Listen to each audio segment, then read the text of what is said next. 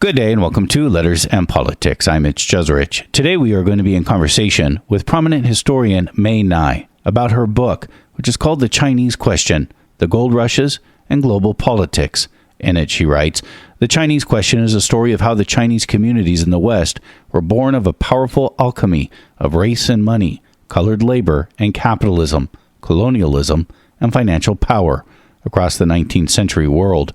Mae Ngai is the Lung Family Professor of Asian American Studies and a Professor of History at Columbia University. She's the author of such other books as Impossible Subjects and The Lucky Ones. She joins us via Zoom. Mae Ngai, it is a great pleasure to welcome you to this radio program. Thank you for having me. It's great to have you. There's this important transformation that happens globally in the second half of the 19th century, seemingly around the 1850s all the way through the beginning of the 1900s, very much attached to gold. Tell me about this story. Well, there is a major transformation in the world in the late 19th century, and it is all about the integration of the world economy. There's been, of course, trade and commerce around the world from here to there, much earlier, but in the 19th century, you have what you could describe as an integrated global economy. Not everything is integrated, of course, but in large part. And gold plays an important role in this. You know, humans have loved gold from time immemorial. It's beautiful, it's pure, it doesn't rust when exposed to air, but it's also very rare. So it wasn't really used as money, as a means of exchange, until the early modern era. Silver was much more prominent. It was more plentiful. But Great Britain, which went to a gold standard very early in the 18th century even, used its power really as the global hegemon to bring the rest of the world onto the gold standard. But that was only possible if there was an increase in the amount of gold, so countries could have access to more gold. And this would cause great environmental devastation, wouldn't it? Yeah, gold was, humans have known about gold in their myths for centuries. You know, it typically is something that comes down through the erosion of mountains, and it's found in the beds of streams and rivers, and it's easy to see and pick up by its glimmer. But it wasn't mined in large quantities until the 19th century, because for that you needed technology, you needed capital investment, you needed labor, you needed transportation, you needed a lot of things that just didn't happen before, because gold was also in peripheral areas on the frontiers of major societies. So, but when you dig up that much gold, they wrecked the earth. They left mounds and mounds of debris. It clogged rivers, the sediment, poison. You know, the mercury is used in separating gold from dirt and gravel. So there is toxic debris as well. So gold was also a huge environmental hazard. And in your book, mining. Yeah, and in your book, you write about, when we think of gold and the gold rush, we think of Northern California, and rightfully so. But you also write about Australia and South Africa, where we have the largest production of gold. And the Asian diaspora experience in all of these different places. But of course, as we're talking about the environmental destruction that would come with the gold rush, it was very devastating even for indigenous people, especially in this country. It's not just the environment that got wiped out. The gold seekers eliminated the native peoples themselves. They didn't eliminate them entirely, but they really destroyed their populations and their communities. Indigenous people knew about gold. They often wore it themselves as ornament, but they weren't interested in mining it for money because they didn't value it in that way. But when the whites came and they were driven by a fever for gold as money, they just Well, they didn't start the extermination of native peoples, but they really accelerated it. And in places like California or the colony of Victoria and Queensland in Australia, the gold rushes really accelerated the extermination of native peoples. How do the Chinese first hear about what's happening with gold? How does this process start where Chinese would begin to leave China to come also searching for gold? Well, news of the discovery of gold in California in 1848 traveled around the world. It traveled, well, first to the East Coast, and it wasn't really, there wasn't really a gold rush until 1849. But it also traveled to, the Hawaiian Islands, to Australia, to China, and to Europe, of course. So gold seekers came to the California gold fields from all over the world, including the Chinese. News came specifically to China through Hong Kong, via Hawaii, because there were traders in California who were trading through Hawaii and then to China. So these are the early legs of a trans-Pacific trading network that carried the news. But then the gold rush itself opened up the whole Pacific world to a whole nother level of transoceanic trade. It's important to understand the history of China of this time and the time leading in to the middle of the 9th century. And you outline it in your book, The Chinese Question. And one way we could even, I guess, explore this history a little bit is referencing, once again, what you already talked about, is how we went from really valuing silver to valuing gold. And this is a period of Chinese history that you have the Qing dynasty, and which was once a great dynasty that was, I guess these are my words, you'll correct me, hobbled by British imperialism. What do you think is important to know about Chinese history going into this moment of the middle of the 19th century and the gold rush? Well, I'd like to back up a little bit to the Ming Dynasty before the Qing. In the 17th century, the Ming, one of the things they did was they enacted a fiscal reform where they had been using paper money, in fact, and they decided to adopt silver as their means of exchange, both for the collection of taxes as well as for transacting business. This is within China. And so China, this coincided in the 17th century, this coincided with the discovery of silver in the Americas, right, by the Spanish and the Portuguese. And so you had this international trade in silver where half of the world's silver production, most of which was coming from the Americas, ended up in China. And so China was called the silver sink of the world.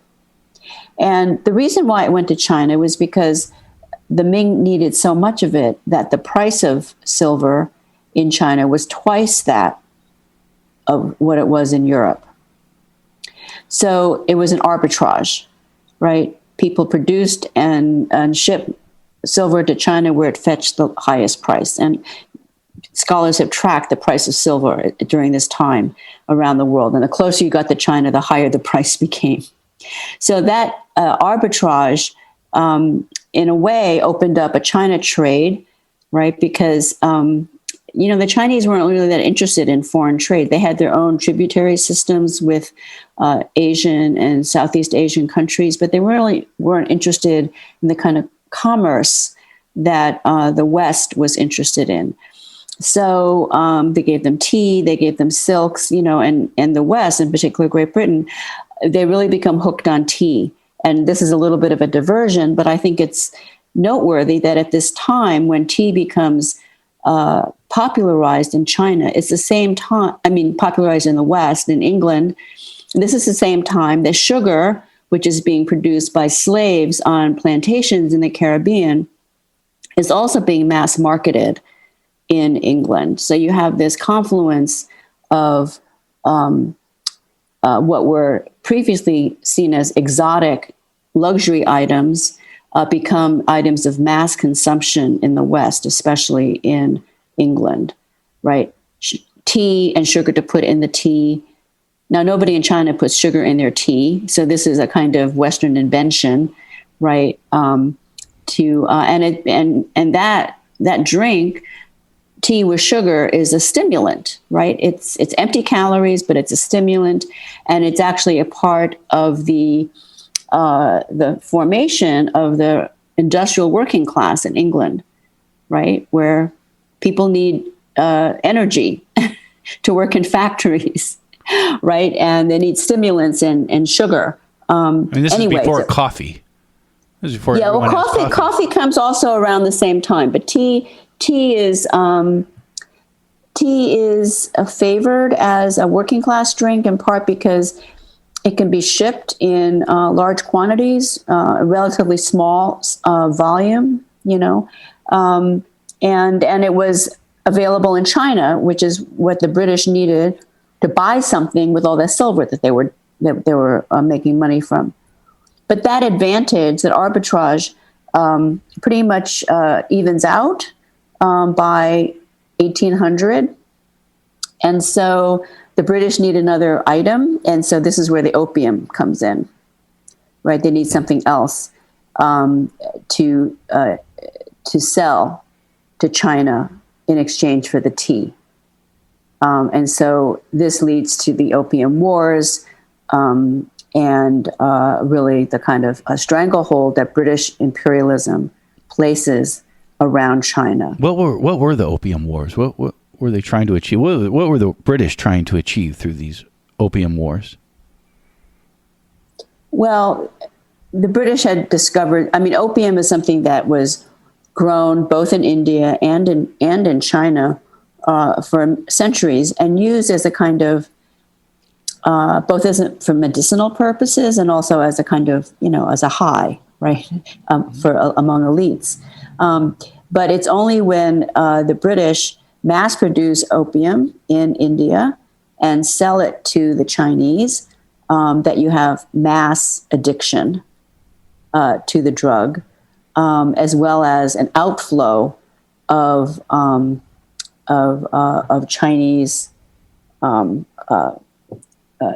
products, right? And so the Qing government becomes very concerned about this situation and tries to ban. Well, it makes several attempts to ban the sale of opium in China, and the British, they just ignore that, and they obviously they also have Chinese who are complicit, who work with them. People who are smugglers, illegal sales, et cetera, et cetera. So China in 1839 puts its foot down and says no more opium.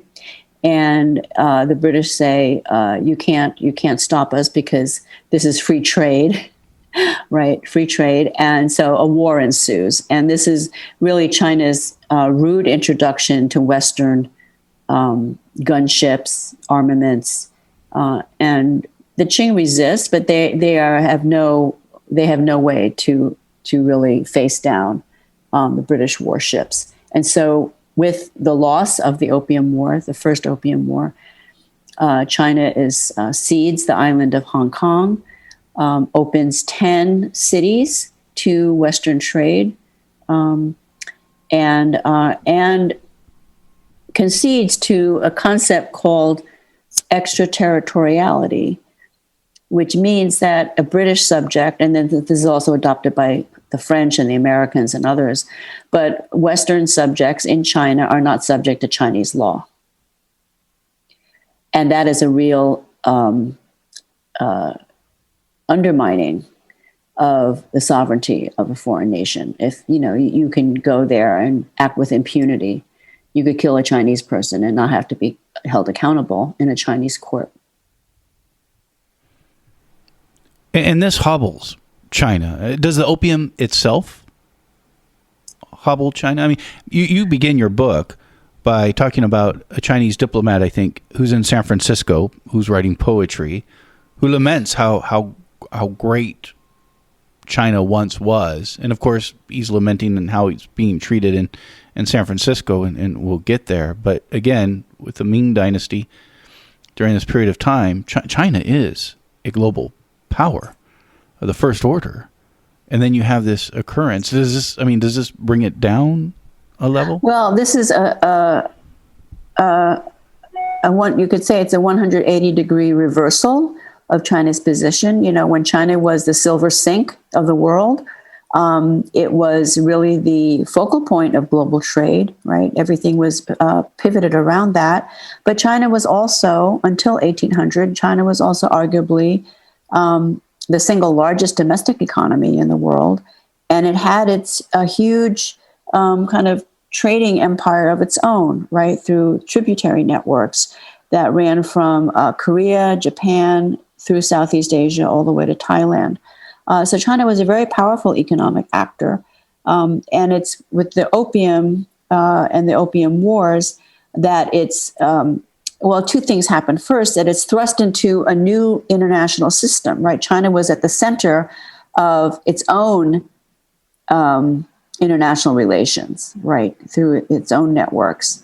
And the Opium Wars force it into the Western system of international law, which is different, right? So it's now is one of many members in a so-called family of nations, but it comes in as a weak child, right, in a world where the grown-ups make the rules, and they seem to play not really by the rules, because the rules of international relations is supposed to be based on equality and respect for the sovereignty of other nations.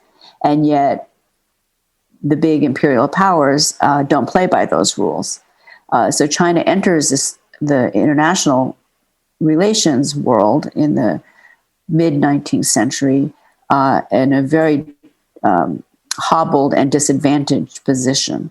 And also, it had to pay huge war indemnities from the Opium Wars. There was another Opium War 10 years later, and then there were other wars in the late 19th century. And every time China lost one of these wars, it had to pay indemnities of millions of Chinese silver taels, or millions of pounds. And this also weakened the Qing considerably because it depleted its foreign treasury. And again, these wars are over trying to stop the British forcing China to take the opium that it was bringing in. That's how it starts. But the wars are really about the West trying to force China open more and more. Free trade. Right, so-called free trade. Yeah. Right. So Yeah. after the Second Opium War in the early 1840s, or 1850s, excuse me, the Westerners gained access to the entire interior of China for both businessmen and missionaries, which is a big advance in their incursion into China. And is this a situation that then Chinese are finding themselves beginning, I guess, late 1840s or 1850s and onwards, and perhaps a struggling economy, difficulty at home? Hence, they're going abroad with the news about gold. Right. I mean, it's at the same time kind of unrelated to the gold rushes. Really, China, especially in southern China, has a lot of problems. There's been decades-long internal fighting against so-called. There's the Taiping Rebellion in southern China, and the efforts of the Qing government to squash that rebellion goes on for decades. And so there's a huge loss of life throughout central and southern China from the Taiping rebellions, as well as a huge depletion of central government funds, right, to support this suppression. So that's one thing that's going on, are these kind of civil wars or civil strife. And rebellions, and it's not just the Taiping rebellions. There are many rebellions going on at this time. So that's one thing. There's also in southern China cycles of flood and drought, which displace the population, farmers especially. And then there's also the incursion of British capital itself Once they have access to Chinese markets, they start selling things, say like cotton cloth, which displaces local manufacturers. So there's upheaval that's going on that's economic, that's climate related, and related to the civil disturbances in China. And so the gold rushes come at a time when people were emigrating from southern China for many, many, many years. I mean, mostly to other Southeast Asian destinations. But now the gold rush has opened up possibilities of immigration to California, and then very quickly to Australia as well. Is this when Chinese first start coming to California, coming to San Francisco? Yeah. I mean, there have been, a few here, a few there who kind of end up in New York or somewhere, as individual traders or actors. But they don't really come in numbers until after 1850, after news of gold reaches Hong Kong and then China, and then people start to come. And it's like other parts in the world. Once people hear that there's riches to be had, there's a huge emigration of people leaving the country. And what happens when they get to California? Well, the Chinese are a little late to arrive in terms of the gold rush itself. The first people to come from out of state, so to speak, are from Sonora in northern Mexico, Chile, also Oregon, places up and down the Pacific coast that already had some transportation links, right, or some networks into Alta California. And then they come from Hawaii. And a lot of the first miners were actually American soldiers who had been stationed in California during the U.S.-Mexico War, which was just concluded, right, just around the time of the gold rush. So there are a lot of people there, a lot of soldiers, and a lot of them just went AWOL. Nobody could stop them from going into the hills and digging for gold.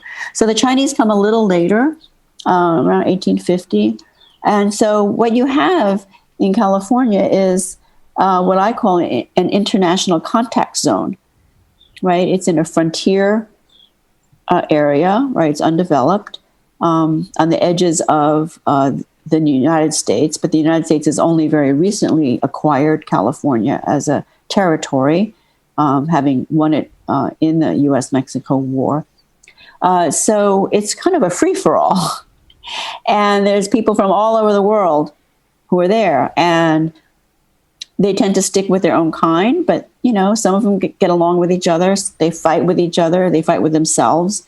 It's a really heated, competitive environment. And so white American gold miners already had, even before the Chinese arrived, an attitude, which is something drawn from what we call manifest destiny, which is the West belongs to us and screw the rest of y'all.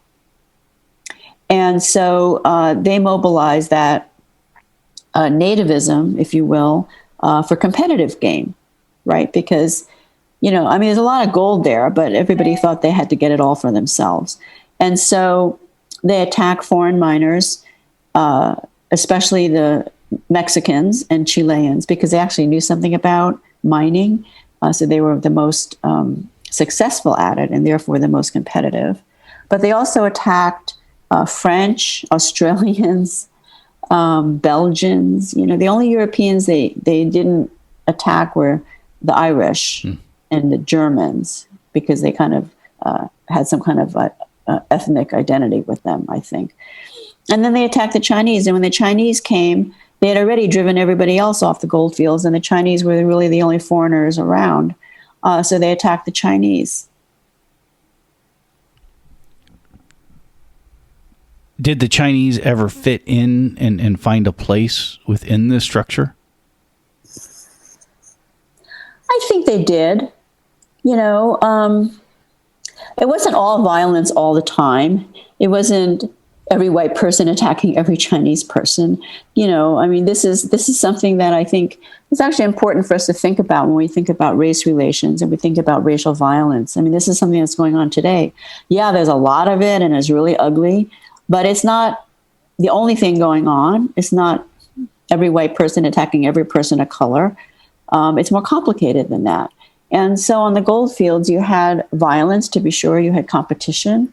You had mining districts that had meetings and passed resolutions that no Chinese could mine in their district. But not every district had those rules. And Chinese mined side by side with whites and many other places. And they also did work in the goldfield towns to do, I guess, what you would call domestic type of labor, because there were so few women around in the early days. So Chinese had little restaurants. They did laundry. Some say the whites kicked the Chinese out on one side and let them back in on the other to do domestic work. I think that's partially true, but I think that's also more complicated because they were never able to completely get rid of them in mining. This is Letters and Politics, and we are in conversation with Mae Ngai. We are in conversation about her book, The Chinese Question, The Gold Rush and the Gold Rushes and Global Politics. Mae Ngai is also a professor of Asian American Studies and professor of history at Columbia University. Mae Ngai, is there a connection to coming during the gold rush and coming to mine with which I guess would happen in the next decade, maybe a little bit later, of the construction of the transcontinental railroad that oftentimes we think about Chinese immigrants coming to build? Right, exactly. Yes, there is a connection. The Transcontinental Railroad is built in the late 1860s, and there's a labor shortage on the West Coast. Now, at this time, the gold mines were kind of declining, so there were people were looking for other kinds of employment, and working on the railroad was one option. The railroad companies preferred to hire whites, but actually people who were former gold prospectors weren't really interested in working for wages, for the railroad. So they couldn't hold white labor. So they started to hire Chinese, at first local Chinese who had been also former gold miners. And this proved a successful as far as the railroad barons were concerned. So they started to recruit labor from China. And so Chinese came, I think 20,000 altogether, worked on the railroad in that period.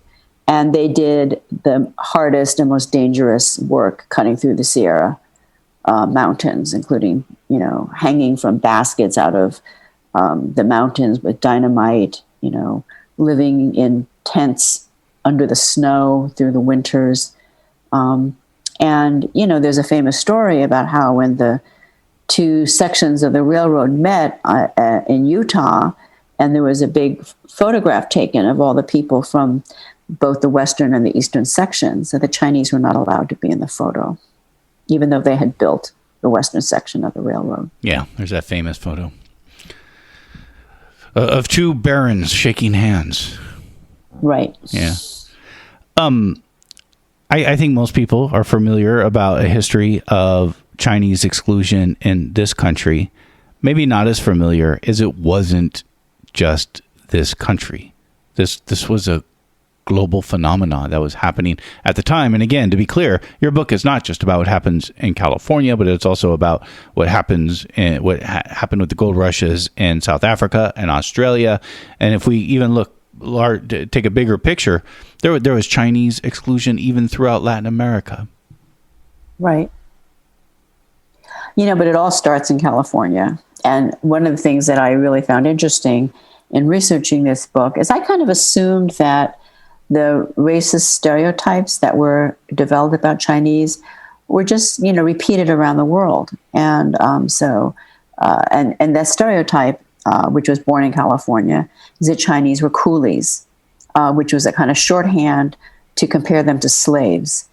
A so-called coolie was an indentured worker who was brought over on a contract. And there was a trade in Chinese indentures to the Caribbean and to South America after the abolition of slavery, and mostly the British plantation colonies, but also Peru and Cuba, which were Spanish, used Chinese labor either as a substitute or as a supplement to enslaved African labor. And so they came under contracts. And the Chinese called this coolie trade Mai Zuzai, which means selling piglets, right? So it was a horrible, dehumanizing, and highly exploitative trade, trafficking. You could call it a kind of labor trafficking. But the Chinese who came to California, as well as Australia and Hawaii, were not indentured. They did not come under contracts. They came like the other people who went to the gold rushes as independent prospectors. And many of them formed companies or cooperatives, or they worked for wages. In some ways, the way they worked, the kind of labor organization that they had, was similar across different gold rushes. And yet in California, there became this myth or this stereotype that Chinese were coolies. And that was done, I believe, to compare them to slavery in the South as a way of saying that they were a threat to free white labor, and therefore they had to be gotten rid of. You know, previous anti-foreign campaigns on the gold fields against Europeans or against Mexicans were just that they were foreign competition. But with the Chinese, they added this layer of racism, which is that Chinese are a coolie race and therefore can never become part of this country, never become part of our society. And I assume that was the view everywhere, right? It's kind of like you have an app that's in the cloud, the coolie myth, right? And then anytime somebody wants to get rid of Chinese, they kind of download this app and is ready to go. Well, actually, my research showed that wasn't the case. In Australia, there were conflicts between European miners and Chinese, but they didn't accuse the Chinese of being slaves. Now, why is that? Well, that kind of accusation actually didn't have much purchase in Australia, which didn't have a history of African slavery, right? The history of unfreedom in Australia is convict transportation of poor English and poor Irish. So calling Chinese slaves wasn't going to get you very far if, in fact, anybody who had two eyes in their head could tell they weren't indentured or slaves. But what did worry the Australians was their proximity to China, right? You have to think about Australia in the early and mid-19th century as this tiny European outpost of the British Empire in Asia. And they felt threatened by Chinese coming to the Australian gold fields because they thought they were going to be overrun. And then they cooked up a lot of racist theories to go with that, but it was much more inchoate than the theory of coolieism was in the United States. And so you had, conflict. There was conflict between Chinese and Australian or European miners, but it was not as sustained or as theorized as it was in California. And it's only later in the 1880s in Australia that the Chinese question assumes a guise that's very similar to that of California, but it's in the cities. It's not from the gold fields. It's in Melbourne and Sydney, where working men are using the Chinese question as a kind of political gambit, right? And by this time, they are adopting rhetoric that they are receiving from California. I mean, they have communications, they read about it in the newspapers. So they develop a whole theory about Chinese coolieism in Australia in the cities. Is not from the gold field. So I thought that was really interesting. Like, what are the kind of conditions that are necessary for a racist theory to take hold and to have political legs? What is meant by the term, the Chinese question? Oh, right. The Chinese question was posed by Westerners throughout the Anglo-American West. It was posed as a problem. The Chinese question was simply, are Chinese a threat to white societies? And if they are such a threat, should we exclude them from immigration and from citizenship? And so, in the 19th century, Mitch, people in Europe and the United States, they often called a thorny social problem a question. So there was the Negro question, there's the woman question, there was the Jewish question. These are all questions of equality, democracy, who belongs, who doesn't belong. What do we do with these people who want to be part of society, but the majority or the minority even thinks that they don't really deserve to be? Women, Jews, Blacks, and Chinese. So the big questions of the 19th century were questions of really questions of democracy in emerging capitalist and industrial nations. How significant is this then in forming, I guess, even up to today, an economic system that we live by? Well, what I argue in my book is that Chinese exclusion had far-reaching consequences, not least because it excluded Chinese from the United States, from Australia, from Canada, New Zealand, South Africa, from all the British dominions. And there were also kind of copycat legislations in the Western Hemisphere, in Latin America, as you mentioned earlier. So Chinese were cut off from these destinations for work and for business. So that was consequential, and Chinese laboring and capital energies are redirected mostly to within Southeast Asia. So that's one consequence of the Chinese question or Chinese exclusion. But another consequence is that it was part of building a wall around China by Western imperialism in terms of unequal trade relations with the West, in terms of the domination of the gold as the international monetary standard. Every time the West imposed war indemnities on China, by the 1890s, they were demanding that those indemnities be paid in gold. So if you were a silver country and you didn't have much gold, you had to go sell silver on the international market in order to pay in gold. But this is a time when the price of silver relatively to gold is dropping fast, right? Because of the change in usage of these different coinages. So it was an extra premium then that China had to pay in order to convert silver to gold to pay its war indemnities. So these factors all come together, I think, in further isolating China, really crippling the Qing. And when the Qing is overthrown in 1911, the new Republican government, they try to reform things in China. They can never really get over the position of huge disadvantage that China was in terms of its level of industrialization and modernization, and its utter impoverishment.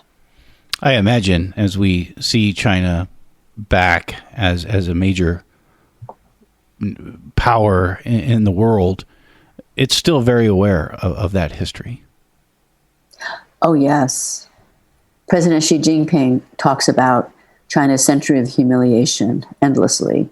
It's part of his own nationalist rhetoric to get the people of China behind his own strategies and initiatives for economic and political expansion.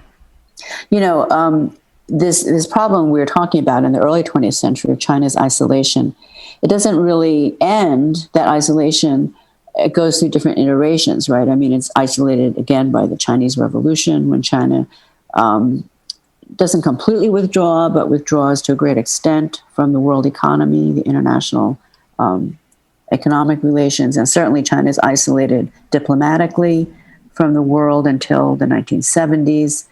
And it's only after 1978 with Deng Xiaoping, right, that China begins to test the waters of trading more with the West. And, I won't go into all the reforms that have been done in China. But the emergence of China as a world economic power is something that, if we can just say, freaks out the West. And this is behind all this, I think, quite disturbing China mongering that you hear from both Republicans and Democrats in the United States. And to be sure, I believe China is a bad actor in many ways. Its domestic policies are reprehensible, right? What they've done in Xinjiang and Tibet, and the repression of dissidents. I'm opposed to all of those things.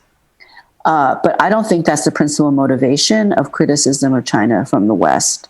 The principal motivation, I believe, is economic competition. And unfortunately, that horse is out of the barn. China has a huge economy. It's done a lot to lift hundreds of millions of people in China out of poverty, but it's also created huge disparities in wealth. Income inequality in China is enormous. China still has a very large number. It's a small part of their population, but a very large number of millionaires and billionaires. So there are problems in China too. But China is a global economic power, and there's no getting around that. So now you see the same anti-China tropes being repurposed in an anti-China campaign, right? Again, you hear things about the yellow peril, coolies. Who are the coolies today? They're not gold miners or railroad workers. The coolies today are the people who work in sweatshops in China's special economic zones. Or the coolies are even Chinese international students who come to American universities and study abnormally hard, right? Or Chinese American or Asian American students who are, called model minorities, but it's kind of a pathology, right? They're not like normal US kids. They're not like normal American kids. All they do is study. So there's, again, this idea that China is using the size of its population, the centralization of its authority, and its oppressive discipline over its people as kind of, they're all deemed to be part of an unfair competition against the West. And that's how I see the Chinese question reemerging in our own time. It's not exactly the same, but it draws on some of the same stereotypes and rationales. And it's amazing how they're still just beneath the surface. Really interesting in the course of our conversation. I feel like I really can see the line that we can draw from global economic competition today to the middle of the 19th century and some of the history that we went through. And I get the sense we can also draw a line to the rise in hate crimes against Asian Americans today. I live just a block away from Chinatown in Oakland, California. Yeah, it's terrible what happened there, yeah. And it's terrible. There's attacks that seem to happen weekly now. Yeah, and against our elders. Seniors. Yeah. No, it's sick. There's a sickness running through our society when we target the elderly. And it's having an effect in Chinatown. You walk through it, you feel it. You talk to shop owners, they're like, our business is way down. You see a connection of what's happening to sort of this larger story that we're talking about? Sure. When Chinese become targeted as the supposed cause of other people's economic precarity, there's always a violent edge to it. And so, and boycotts of business as well. I mean, these are all things that happened in the 19th century and the early 20th century. And it's really sad to see it happen again. Yeah, it's heartbreaking. Mae Ngai has been our guest. Mae Ngai is the author of the book that's just out, The Chinese Question, The Gold Rushes and Global Politics. Mae Ngai is also Lung Family Professor of Asian American Studies and Professor of History at Columbia University. Mae Ngai, I thank you dearly for taking this time to join us today. It's a pleasure talking to you. Thank you for having me.